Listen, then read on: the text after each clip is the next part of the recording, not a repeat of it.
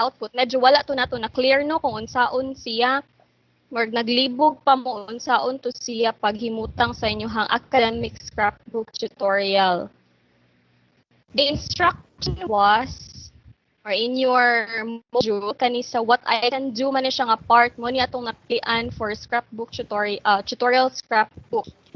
Again, you need to find a text from any reliable website. So the sample here is from Google Scholar. In any field that you would like to have, for example, ganahan mo mangita og mga researches or journals, any academic text about engineering, kung interested mo about engineering or biology, home economics, or if you want to have an academic text relating to information and communication technology, or pwede po sa major sa field of specialization, right? Ninyo sa inyong scrapbook ang full text. Bahalag taas kayo, pila ka pages, 3 pages, 5 pages, i-appeal ninyo sa inyong scrapbook. Para makita na ko kung or academic text bagyod na siya. Okay? Unya, please indicate ko pong gi-comment dito, indicate the source. Asa na inyo gikuha ang kana nga text? From Google Scholar ba? You may even paste the link as a reference or kinsay writer ana indicate. Okay? After which, you're going to fill in kanisiyang mga 3 parts, 3 strategies in reading the academic text. Of course, after searching, basahon magida ninyo ang kanay nyo ang napilian nga text.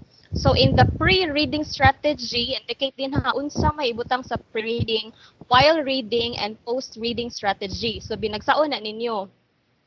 We have here okay, pre-reading, before reading. So sa napilian ninyo nga text, what type of academic text is that? Remember last time you were to meet the different types of academic text. So kana yung napilian text, academic text, unsa man na siya nga type? Is it a thesis, a research? Is it unsa man na siya? Then kani identify the author's purpose. Okay, then predict the main idea. Butang pa lang, wala pa ka nakabasa sa entire text. So, what could you infer? Tag-anon lang nimo unsa ka siya about, what is this text all about? And of course, you're going to write what do you want to learn about the topic. Mo na imo ang ibutang dira sa before reading a part. Next, let's say the next page of your scrapbook, migamit ka og Microsoft Word, ato na ka sa second page or sa third page nimo during reading. Annotate important parts of the text. Meaning, what are the essential information found on the text? Or any new information or idea, something that interests you, or kana bang pinakaunod sa text during your reading. Okay? Ari na pud ka sa next na pud ka nga page. Hindi pud mo mag-slides or PowerPoint presentation. It's all up to you. You just need to kind of unleash the creativity within you. Okay? So, ari na ka sa after reading or post-reading.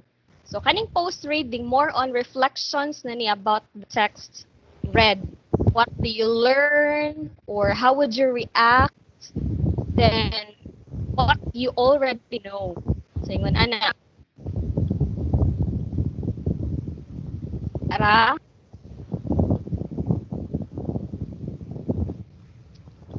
And then, so, na naman to no, na naman description of every part sa imong mga reading strategies. Pwede ka magbutang o graphic organizer or depende nimo. You want to have an essay lang of your reflection for post-reading, something like that. Or kung gusto ka, imo siyang You gotta use advanced organizer for each baron. Kung mag-pre-reading ka, imo ang gamitan og advanced organizer. Sa while reading nimo, gamitan nimo siya og mga let's say magbuhat ka og essay lang at least 3 paragraphs ingon ana. Be creative as possible when making your scrapbook tutorial.